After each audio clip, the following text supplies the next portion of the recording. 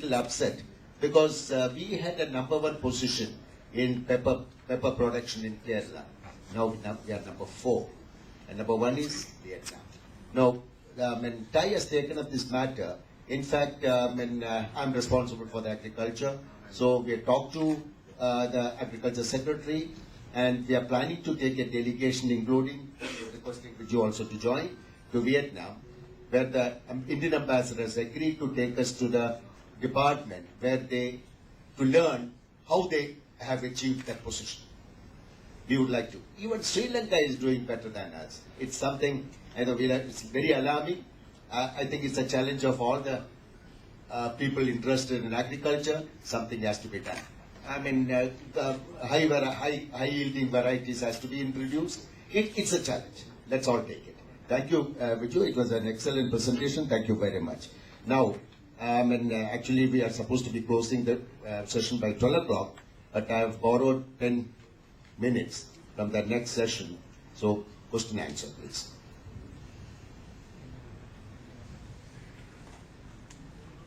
Yeah, please. You are to the point. Okay. Yeah. Are there any studies conducted on jackfruit?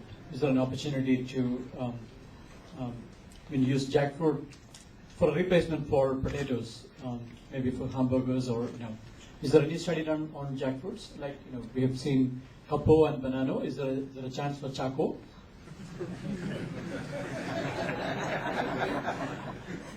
If anybody, Alex. Yeah, thank you very much for suggesting a good brand name. For jackfruit, there are 2-3 issues, especially in a company like ours. But it can be made. There is no doubt. And actually, I think that people like this jackfruit chip more than banana or cassava chip, and it is more costly also. But the issue is that it is seasonal, and it requires a lot of manpower for processing. In our factory, actually, our slicer is designed to slice elongated products. So we will not be able, with our current production, with the current machine equipment and all, we will not be able to process jackfruit. But jackfruit can be done, and I am sure that it will have more market than charcoal will have more market than capo. Thank you, Alex. In fact, such products are available in Vietnam and Thailand. What they do after frying it, they centrifuge the whole thing so that the oil is removed. I'm not a food expert, but still I have observed this. Very good. So that can be tried. As he said, it's a seasonal crop, but a lot of crop can be made available from neighboring states also. That can be a good product. And another thing, jackfruit, I forgot. Jackfruit, chakakuru. Chakakuru has got a high starch content. I think some research has to be done to extract starch out of chakakuru. That is jackfruit. Am I right? One of the risks involved in crop rearing as well as agriculture processing could be natural disasters. This depends on the climate and other things. So once crop is failed, I think there is a very high risk is involved. So how you address that problem? Because I don't think we have any crop good insurance schemes as present now. So will you just... in fact, we have limitation in our land holding in India. So we'll have to go for cultivation under controlled conditions. I think Mr. Chauhan is the person to handle. Well, I don't know whether I can answer it. What I think the basic question is that because of the climatic factors, the crop is destroyed. Am I right? Yeah. So one alternative is that you can grow various crops under the protected conditions, but you can't grow everything under greenhouse or polyhouse. So there are certain limitations. So certain crops which has a short duration period of 80, 90, 100 days, and they are small, they can be grown. And they are also, their end product or their fresh market is also high. They can be grown. Otherwise, it doesn't become sustainable. So, for example, you can't grow the cashew or the apple in the greenhouse. So I think the crop insurance is one area. It has been discussed, I think, in number of times, but nothing has happened. Nothing has happened anywhere. And I think through this forum, I propose that some kind of recommendation is made that at least under partially defined conditions, crop insurance must come up. Thank you. Can I ask a question? In spite of the gloomy projections about the agriculture, what I am seeing on the ground is that there is an interest in farming. For example, cassava we produce around 27 lakh tons per year in Kerala. That's a good production. And see, even we find that actually we are procuring only very small percentage of that portion. But when this processing units like ours come up, a lot of people are taking on to cultivation, because now we get many people approach us saying that whatever variety you require, if we can ensure that you procure it from us, then we will cultivate that. That interest is there. And for a banana also we cultivate around 3 lakh tons per year. So what I feel that in spite of all these natural calamities or pessimism we hear about that, agriculture is still an area of interest for our people. In fact, even bananas, tapioca can be grown under controlled conditions. In Gran Canaria, one of the islands of Spain, I've seen that they grow banana under controlled conditions. They have excellent variety up to an extent that natural calamity can be handled. Purnima. Yeah. I would like to have Dr. Viju Jacob share his insights on two aspects. I think there is one person.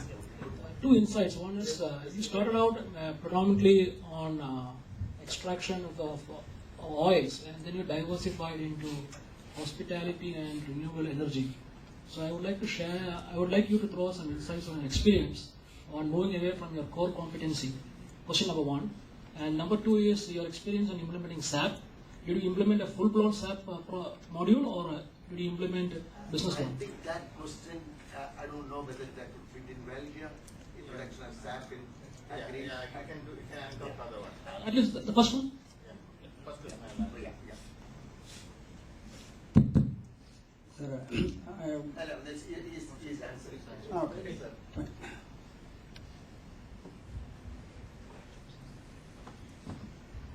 Yeah, from spice oils and origins, then we went into hospitalities by default, because Rivera was done on default, because we were into apartments, but we could not. There was a heavy recession going on that time, so we converted into hotel, and then we started Ramada as a challenge ahead. Thank you. Sir, I have one question. I think many of us may be aware of the contract marketing concept in food industry, agricultural product-based industries, especially for Mr. Thomas Jacob, Mr. Thomas. This could be tried for his tapioca production and some, say, pineapple or some potatoes. They can give some seeds or fertilizers or anything like that can be given, or at least finance can be given, and good high-yielding varieties of seeds can be given, and they can the agriculturalists can be encouraged to make this kind of production, so that you will get uniform quality of products, uniform size of product. All these things can be assured. And another advantage is that the product can be purchased in advance and forward marketing. You can buy the product, the finished product, at a predetermined You price. seems to be an expert. Yeah. I think we'll give you an opportunity in time, because the question and answer, we would like to make use of the experts sitting here. Okay. And please meet me after the meeting so that we can have it. Okay. We have already started in that direction with the help of Central Tuber Crop Research Institute. Yeah. We have already started some cultivation of varieties with farmers, with the assurance that we will buy it back at a price, at an agreed price. That we have already started doing. Fine.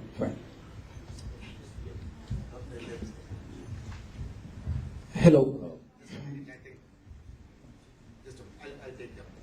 Yeah, I walked in late, so I didn't listen to all the presentations. But I have a question.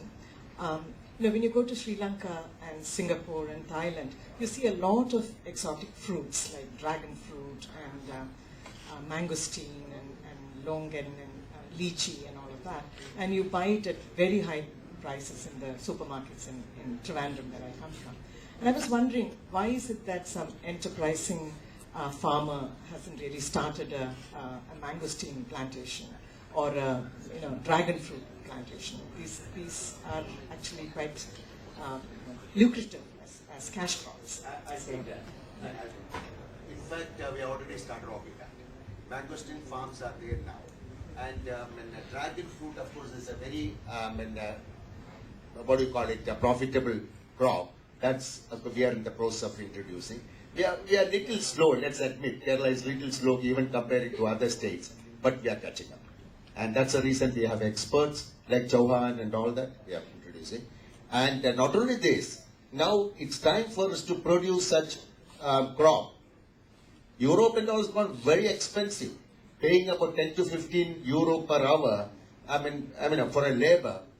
I think we should take advantage. Even if we have 1,000 rupees for a labor per day, still it will be worthwhile. So, See, there are already farms in Kanjarapalli area. There's a farm for producing lychee, rambutan, and people have already started doing that. Dear delegates, shall I be excused, please? No, I'll take till 12:15. The next session can delay their lunch. There are a lot of interesting questions. Yeah. sir, one question.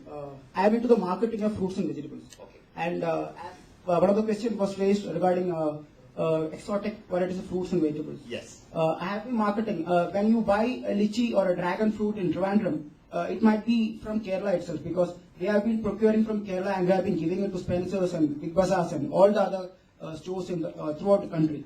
So my question to Chauhan sir will be any marketing research done, because we have enough research on production, crop yield, higher yield varieties and things like that.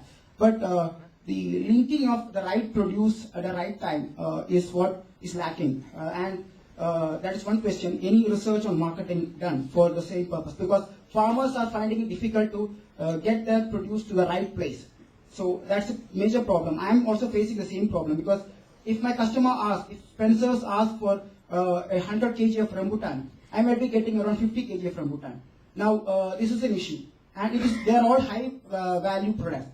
And you might have read in to the point, like rambutan and mangosteen are grown in all the small households in Pathanamthitta. I am procuring it from the small households in Pathanamthitta.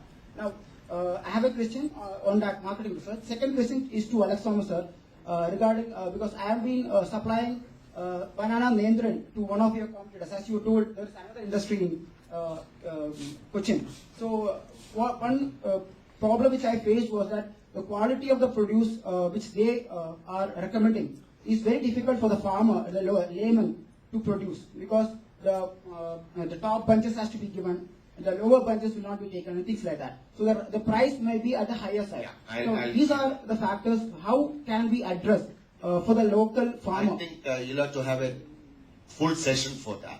But the thing I'll tell you, foreign investment, direct investment is coming to India. Lot of retail outlets will be there. What's your name? Abhilash. Mr. Abhilash, we will require thousands and thousands of Abhilash to produce and market this product. Marketing may not be a problem. And the quality has to be maintained. We've got to have a better quality to get a better price. For which, now what is happening at present, the university, industry, government travels parallel. And personally, my capacity also, we are trying to bridge that, bring it closer. So understand what is the farmer's requirement. Let the research institute and agriculture university work on that. Let the government help to introduce that in the farming community. That's the model will work. Let's hope we'll have that. I'm working on that. But Yeah, we will do that. We'll do that, and I would like to meet you after this.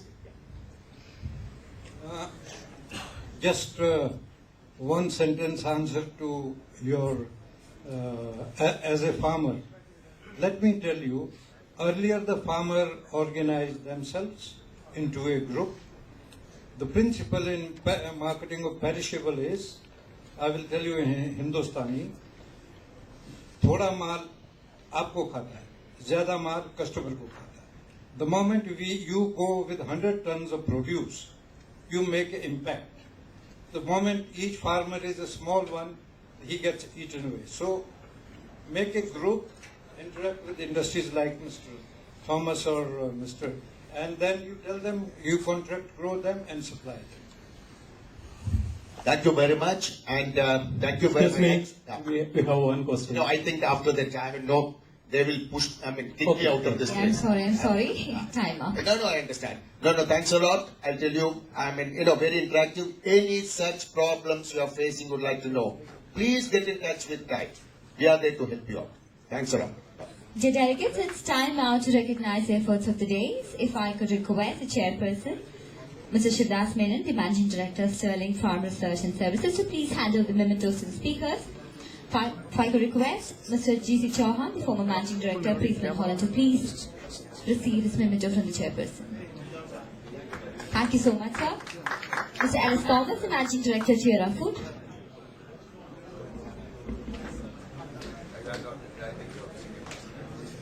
Mr. Alex Thomas. Thank you so much, sir. Mr. Viju Jacob from Sindhaj Group.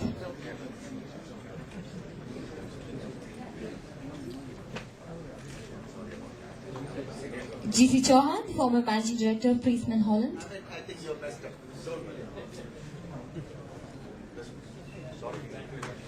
Thank you very much. Let me now request Mr. K.A. Joseph, the Charter Member Thai, to please hand over the memento to our chair for the session, Mr. Shivdas Menon, the Managing Director, Sterling Farm Research and Services. Thank you so much. Dear delegates, we are commencing the next session immediately, and to chair this particular session, if I could request Mr. N.T. Nair, ex-Collector and CDAC Editor, Executive Knowledge Lines, to please come to the dais.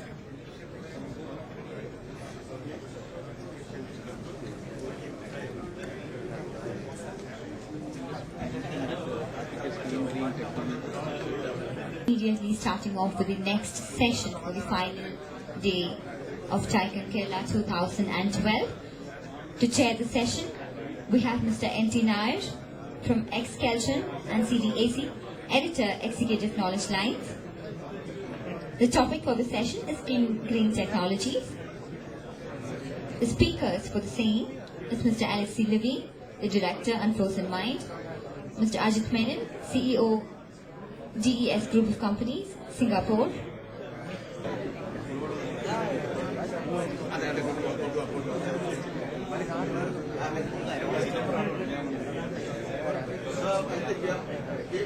Trivandrum. Let me have the pleasure of introducing the chair to you.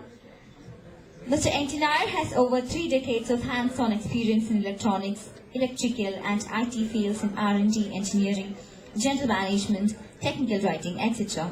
He had worked in senior positions in Kelton and its Electronic Research and Development Center, ER&DC, now CADC, Asian Satellite Communications Limited, and R&D Center of CMS Computers Limited, working on energy management, traffic management, and such other areas. In professional society movement, he served as the chairman of the Institution of the Engineers India, Kerala State Center, chairman, Computer Society of India, and also as chairman of IEEE India Council. If I could request you to please take over, sir. And the time allotted to each speaker is 20 minutes. We are already running out of the time, so if I could request you all to please see that you strictly stick on the time allotted. Thank you. Thank you, madam.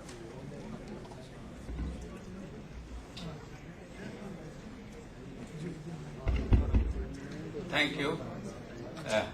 Most hearty welcome to our resource persons as well as the ladies and gentlemen who are preferred to attend this session, and thank you very much in advance.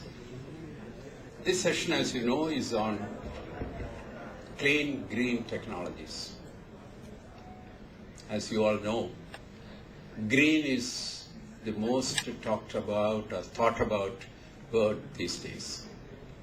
Everything we want to go green way, and industries, businesses, and all the human activities.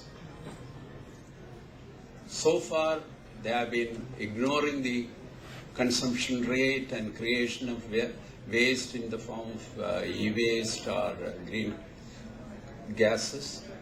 All these things have been happening.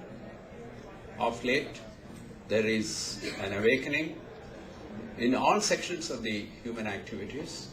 Industries are now trying to see how, I don't know whether that term is to greenize their operations. Businesses are trying to see how much they can go in the green way. And here, today we have three eminent people to talk to us about the green way of doing things. Before I request my first speaker, Mr. Alexei Levin, and introduce him, there is a little bit of caution I wanted to tell you also in this green activity. Just as is happening in the case, we call it as whitewashing, trying to camouflage or try to cover certain things with the whitewashing activity. Of late, I find that there is some sort of greenwashing also is happening. Many products and services which they claim that they are really green are not really so. So those who are looking for supporting the green activities by buying things which are 5-star rated and things like that, you have to be extremely careful that you are not taken for a ride by this kind of greenwashing. Be watching out for it. I don't say that it's happening in all fields, but you have to be a little bit careful about this thing because there are black sheep everywhere, and that is there in the green activity field also. So let us be careful about it, not to be worried about an alarming activity that is coming up, but then keep this in mind that it is really meaning green. Okay, coming to the first speaker, Alexei Levin. Mr. Levin hails from England. He studied philosophy and law. He began his career working in supply chain technology sector for companies including IQ Technologies and Matrix One. Then he set up a business in Poland offering consultancy to supply chain technology companies across Europe. With a keen interest in helping organizations to understand the linkage between innovation and social responsibility, Alexei established, jointly with a colleague, a consultancy practice focusing on innovation strategy and transformation programs, serving companies like Shell, Philips, ExxonMobil, and he was operating it from Paris. Upon returning to UK, he co-founded a business that aimed to transform the public perception around renewable energy from one of guilt and obligation to one of reaping financial benefits via an innovative financing mechanism, a very unique approach. This was recognized by Nesta as one of the top 20 key initiatives in the UK that will help to achieve the government vision of the big society. Since January 2011, Alexei was working as a catalyst at Kantari International near Trivandrum, in suburbs of Trivandrum city, and has also been a driving force in the Kerala-based Innovation Experience initiative to promote Kerala as a hub for social innovation. In addition, Alexei is a leader in Exgen Limited, a Kerala-based renewable energy company with a significant momentum in renewable R&D and clean technology rollout. Hearty welcome to Mr. Alexei, and I invite you to deliver your lecture on the topic Scenario for Widespread Adoption of Renewable Energy in Kerala. Welcome.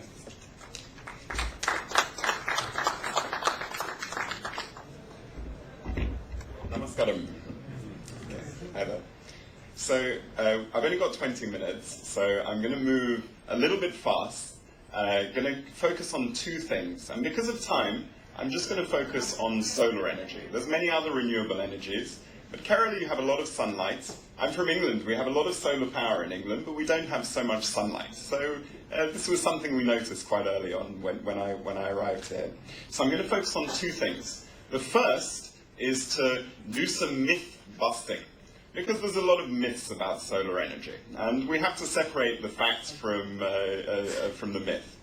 Secondly, I'm going to set out a scenario for the mass adoption of solar energy in Kerala with a financial model. It's obviously a lot more underneath it, but it gives some kind of provocation and some kind of, let's say, a seed that we can think about, and just to put it out there in the collective consciousness. Okay? So, let's get started. So, first myth. I hear this a lot in Kerala. We don't have enough space. There's not enough space, it's very crowded and so forth. Now, demythed. Actually, this is from a study from the United States Department of Energy. If they took 100 square miles, that's 259 square kilometers of land in the Nevada desert, that would and made that into a solar power plant, that would produce enough energy to power America. That translates into roughly, I think here's quoted, 17 square miles per state. Okay? Now, for a point of reference, in Idukki Dam, you have 60 kilometers of sun-exposed space. Whoever thought about putting floating solar panels? Actually, we're doing some projects now on this, okay? So, this is a myth busted, okay? Next one, myth. And this is all over the world. I face this a lot in the UK as well. And it's not only for solar. There's a general myth that renewable energy has to be subsidized in order to be viable, okay? Now, the first point is that renewable energies are still nascent. They're still in the early stages. And actually, many of or in fact, all of the energy industries, whether it's oil and gas, coal, and the new technologies, when they first came into the market, they were also very heavily subsidized, and then they became more mature. Now, actually, this is a myth. In the UK, last year, there was £500 million of subsidy that went towards the renewable industry, mostly in the wind industry, actually. At the same time, last year in the UK, there was £3 billion of subsidy went to the oil and gas industry, mostly through tax breaks, but it's effectively the same. This is a study here that actually shows relative life cycle of renewable energy subsidies across the different energy types, oil and gas, nuclear, biofuels, and renewables. And what you see is, in the US, and what you see is that relatively, the subsidies for oil and gas and nuclear dwarf that for renewables. Okay? So, myth busted. Right. And this is another slide to the same effect. Okay, next one, next myth. Solar is too expensive. I hear this all the time. I hear it all the time in Kerala. In fact, not only in Kerala. It's too expensive. We'll wait for the cost to come down. Study by Boston Consulting. It looks at the cost of solar PV based on the annual average 7% drops in PV prices since 1980, and forecasting that will continue in the same ratio, and what the crossover point is with black coal. Now, I should say the retail price that's quoted here is an average European retail price, okay? Actually, in Kerala, the retail price of energy is highly, highly subsidized, but as I think many of you will know, that's changing very fast. We're getting energy high strikes every few months at the moment, and especially a lot of the small business owners that I meet, they're really feeling the pain of this at the moment, okay? Now, this is, on the one hand, you might look at this graph and say, okay, so solar PV is not going to be viable until 2018.